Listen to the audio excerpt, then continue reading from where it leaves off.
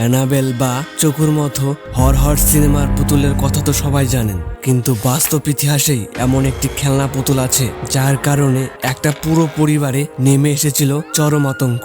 আজ আমরা জানবো আসল রবার্ট দ্য ডল এর গল্প। 1904 সালে ফ্লোরিডার এক ধনী পরিবারে রবার্ট ওটো নামের এক শিশুকে তার পরিচারিকা একটি 3 ফুটের খেলনা পুতুল উপহার দেন। শিশুটি পুতুলটির নাম রাখে নিজের নামেই, রবার্ট। কিন্তু কিছুদিন পর থেকেই ওটোর পরিবারে অদ্ভুত সব ঘটনা ঘটতে শুরু করে। ওটোর বাবা মা মাঝরাতে ওটোর ঘর থেকে দুটো বাচ্চার কথা বলার আওয়াজ শুনতেন। ওটোকে জিজ্ঞেস করলে সে বলতো পুতুলটি তার সাথে কথা বলে। শুধু তাই নয়, ঘরের আসবাবপত্র নিজে নিজেই ভেঙে পড়তো এবং ওটো কান্নাকাটি করে বলতো সব রবার্ট করেছে। প্রতিবেশীরা জানাতো ওটোর পরিবার যখন বাইরে যেত তখন পুতুলটিকে নাকি জানলা দিয়ে এক ঘর থেকে অন্য ঘরে হেঁটে বেড়াতে দেখা যেত।